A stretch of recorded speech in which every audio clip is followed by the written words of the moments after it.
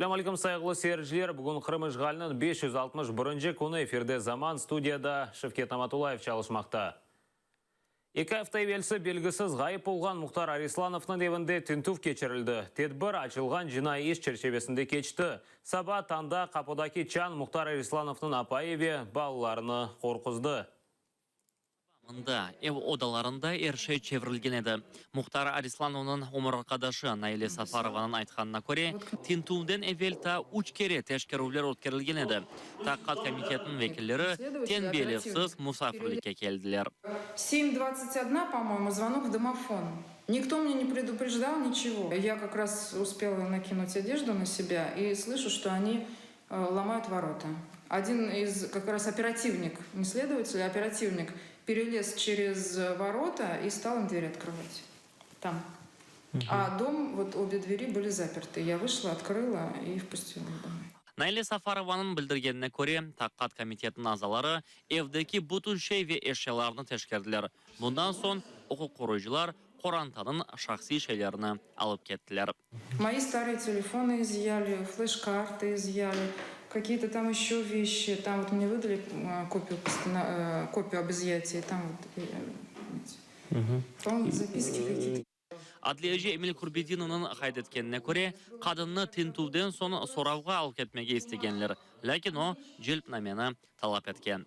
Kontakt takımının azası hukuk kurucularının hareketlerinden çorlana. Ко мне ежедневно поступают жалобы родственников и супруги о том, что к ним относятся некорректно, высказывают определенные угрозы и так далее. Я понимаю, следствие должно отработать все версии, да, произошедшего, но я прошу, да, отрабатывать эти версии в рамках закона. Да. Это целая, то есть крымско-татарская семья, которая почувствовала на себе, обратилась за помощью, а почувствовала на себе, наоборот, гонения какие-то. Hatırlatmak gerek ki Borçokra kasabasında yaşayan 45 yaşındaki Muhtar Arislanov avgustun 27'sinde gayip oldu. Onu son sefer Ahmedjut'taki Zaleski çarşısında görgenler. Bundan son birkaç gün keçkeden Muhtar'dan işinde yanlılıklar peyda oldu. Hukuk koruyucular urbasında yabancı insanlar onu yakalap maşnağa oturtulganını görgen şahit tapıldı. Bugünkü kadar hiçbir haber yok. Ekrem İbrahimov, Ridvan Хайбуллаев, Zaman ATR. Тинтувден сон ғайып болған Арислановның умыр арқадашы Наиле Сафарованы соравға чағырдылар. Адвокат Эмиль Курбединов білдіргеніне көре, қадын Русия анайсасы моделері esasында изат бермеге рет етті. Она считает, что на ее семью оказывается психологическое давление со стороны следствия. Что они ведут себя некорректно. Там, просто разные грубые нарушения есть. Вот, поэтому она говорит, пока отношение не изменится ко мне, она говорит, я себя чувствую как обвиняемый, говорит, я обратилась за помощью в правоохранительные органы, а ко мне относятся как к преступнице. Ей в лицо выдвигали версии, что она знает, где муж, что она его покрывает и так далее, и так далее. Қырым блокадасындан ярмада ач бунтлар 2 haftadan башлай біле. Более вкірна обозреватель эфирінде Майдан закордонных справ эксперті Юрий Смелянский сеслендірді. Оның сөздеріне көре Қырым татарларының акциясы ярмаданын Рус әкиметі үшін çok проблемалар кетіре біле. Ведь речь идет не о том, что люди вышли на улицу, да, а о том, что будет перекрыт доступ товаров в Крым. Крым в экономическом плане никогда не был самодостаточным регионом. И в Крыму огромная зависимость именно от плотных экономических связей с материковой Украиной. Речь идет о том, что есть продукты в розничной сети. Люди будут какое-то время еще обеспечены этими продуктами. Пускай там 6-14 дней. То есть они сделают все равно запасы себе на какой-то более продолжительный период времени. Речь в другом, что не пойдут продукты в Россию. Не пойдут продукты для самих оккупантов. В воинские части не пойдут продукты. Вот это беспокоит Аксенова. Не то, что народ останется. Мне кажется, что в данном случае господин Аксенов, что народ останется голодным, вообще должен нас благодарить. Поскольку мы в данном случае выполняем четкие заветы Владимира Владимировича Путина и Дмитрия Анатольевича Медведева, да, они уничтожают продукты, а мы не даем, скажем, такой возможности, во-первых, уничтожать, а во-вторых, экономим средства на Блокада иланы етелеуі себебінден Қырымтар халық лидерлеріне қаршы жинайы шачмағай шандралар. Қырым Рус мемориетінің Жемат палата елбашысы Григорий Иофе білдіргенне көре, Мустафа Джемилев и Рифат Чубаров блокада иланы етіп санки Русияның территориясына идея етелер, яғни посягательство.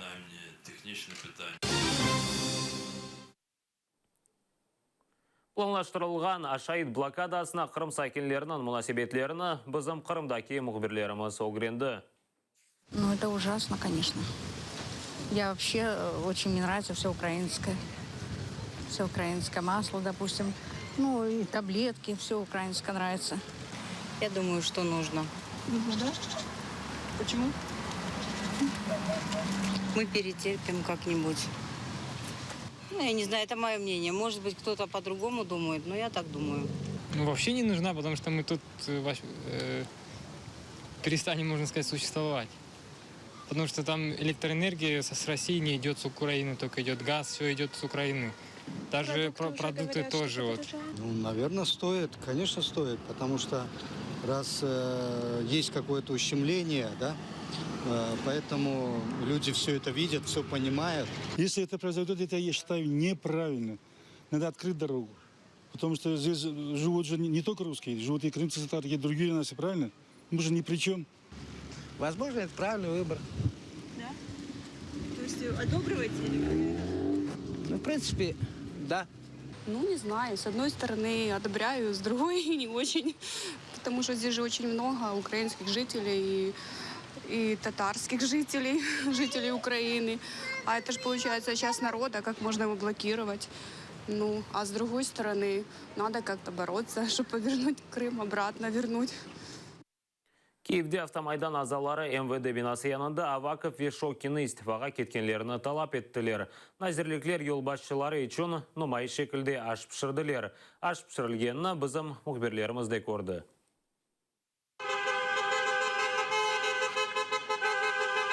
Акция штрафчылары içki işlerin әзірлігіне арабаларнен яқынлашалар, амма бош қолне дегіл. Қапыларына қазан кетірділер. Içki işlerin әзіріне аш hazırlayacaklar. Це викладемо, казан заберемо, а уху залишимо. Вода, риба, картопля і цибуля. Аваков і Шокин їдять уху. Активистлер Назир ve баш прокурорны истифаға кеткенini талап етелер. Айтқанларына көре Евромайданға қаршы шыққан жинайчылерні аляда жазаламадылар. Меморлардың ішлері евелкі меморлардан фарқы жоқ деп қайретелер. В законі про очищення влади є критерії. Начальники РОВД. Це оті, про які я казав, які давали команди саджати автомайданівців. Вони далі працюють, а деякі з них ідуть на підвищення в Міністерстві внутрішніх справ. Чому так виходить? Чому активістів, хлопців саджають, а ті, хто працював при Януковичі, проти яких ми вийшли на Майдані, вони і далі продовжують працювати на своїх місцях. İçki işler Naziri yerine onun yardımcısı Zaryan Şkerek çıktı. Знаю точно, що по тих людях, які сьогодні продовжують працювати, і в тому числі займають ті чи інші посади, є відповідні рішення, є укази президента, і з юридичної точки зору вони мають право ці посади обіймати. Евромайдан iştirakçısı Юрий Тибенко Қырымдан о блокада ақында біле, амма қол тұтмай. Айтқанына көре, о қанунсыз. Цель перекрытия – просто освободить наших политзаключенных. Всем ясно, что их никто не освободит. Путин не для того их арестовал, чтобы освобождать ради перекрытия Крыма. Автомайдан iştirakçısı ve halk депутаты Игорь Луценко акцияне блокадаға қол тұтта. Егер де парламентте мойым топлашып olmasa, сынырға yol alacak.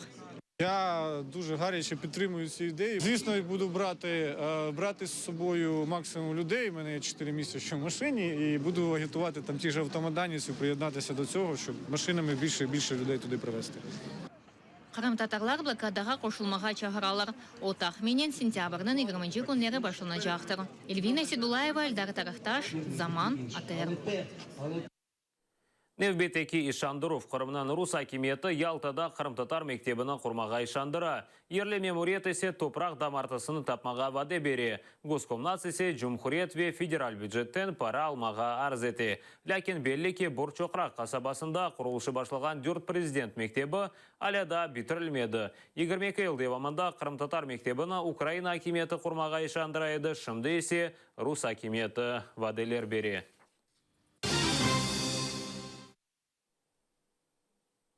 Газпро нефақачылары доғмы шоғлы ерлі полиция қадимлерінден дигер жерде сақланмаға мечбурлар. Себебі есе ялыда олған учодалы қыдайре. Мескен үшін оларының бұйық қызы енді еляк олды. Озлері зорнен жанларыны құртардылар. Тәпсілатлыжа бізім левқамызда. Светлана ве Александр Сульдинлер гызле олған дайреде өз весиқаларны көстерелер. Мұнда олар өз оғлы Ялта полициясындан сақланмаға мечбурлар. Мы боимся за свои жизни. Мы прячемся и от полиции, прячемся и от них прячемся. Что да, мы Они тоже за нами. За каким углом нас сейчас могут убьют, это расстреляют, мы не знаем. И увезут в лес, и все. Бір заманылары бұ ади айлейді. Ана баба ве уч бала. Евелсі Черкасы шерінде ешайды. Веда sonra Шимальде ешады. 70-ші еллары Газпрода дайре сатын алдылар. Онылар елдан sonra айны бұ дайре даваларының себебі олды. Светлана ве Александрның сөзлеріне көре, оларның Владимир оғлы дайре сайбы олмаға істеді. Айле азаларından дайреге олған өз пайларından вазгечмеге талап етті. Ана бабасыны асқалды өлдірмеге. Татасы Юляны есе оғлының танышлары ойле көтекелгенлер ки отчоққа бармадан кечінген. Тибет картасында башы зарарланған ерлері көріне. Бұнен берабер оның қабырғалары ве көпірчік кемігі сынған. Ана бабалары айтқанына көре қызының бұтын бедені мор түсті еді. Владимир өз қоройжыларынен ана бабасына да келділер. Светлана ве Александр айтқаныларына көре дайреге полиция чан қақты. Қапыны açқанда дайре сайыбыны таяқнен ұрдылар. Қолларыны бағылап дайреге ұлған пай қысымындан вазгечмеге талап еттілер. Нефақачылар айтқанына көре, оларны евнің 3-ші қатындан ташладылар. И мог упасть на этот щит вниз головой. Но я задержался за эту веревку, повис и отполз сюда, немножко в эту сторону. Вот. Но потом я уже не удержался и через эти деревья, через эти кусты упал. Меня выкинули вот с детской комнаты, с 3-го этажа, вот где коричневые окна. Вот меня выкинули на 2-й этаж. То есть я упала на 2-й этаж. Без сознания наверняка, потому что я когда опомнилась, я лежала, я встать уже не могла. Хастаханеден чыққан сон олар өз дайресіне кіріп оламадылар. Қапы қайнақнен, яғни сварканен қапатылған. Дигер мескен қыдырған вақытта қызы Юлия еляк олды. О 46 yaşында еді. Оның өліві бойынша полиция жинайы иш açмаға істемеді. Ішті жинайетчілік тапмағанылар. Қартларға есе суйқаст yapılғаны себебінден жинайы иш açтылар. Бір ел кечті, ләкин ішінің соны да көрінмей. Еще хуже стало. Пришли спрашивать, что же вы не принимаете меры? Вот начальнику Алупкинской полиции Юдину. Он нам сказал: я вам сказал, это ваши семейные разборки. Я вам передаю слово в слово. Это ваши семейные разборки. Қартлары Минлер оғлы дайреден вазгечмес. Оның баяғы боржылары бар екен. Махкеме берген весиқа esasында о 1,700,000 рублейге боржылы. Нефақачыларының факарыне көре полиция ішіні алып бармаға істемей. Чүнки оғлы полиция елбашчысы ве ерлі участковыйнен яқшы мұнасебеттелер. Ерлі полицияда вазиетні изатыламайлар. Сүлдинлерінің оғлы Владимирнен бізім тақымымыз бағланып оламады. Қырым сакины Ярмада ве Украина сыңырында қалды. Украина гомрук қызметшілері Мунир Газиевны Украинаға транзит номераларда олған машина техпаспорт ескіргені үшін кечірмейлер. Яңы весиқаларны тек МРЭО бере біле, ләкин о Қырымда чоқтан енді жоқ. Украинаға да оны кечірмейлер, сыңырбекшілері рұқсет бермейлер.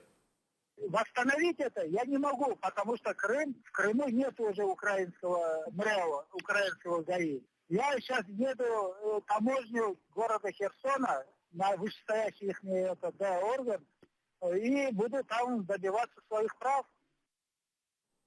Ақаретлер сөзлері ве қалабалы Одесса шер шура топлашығы бөлі екінленді. Активистер күн тертібіне Русия агрессор оларақ танымақ қарарыны көрмеге істеділер. Сессияға келген шер сакинлері депутат Александр Казарновский башына чөплік пакетіні кечірмеге тырыштылар. Нәтижеде қарауыллар активистлеріні салондан шығармаға мejbur еттілер.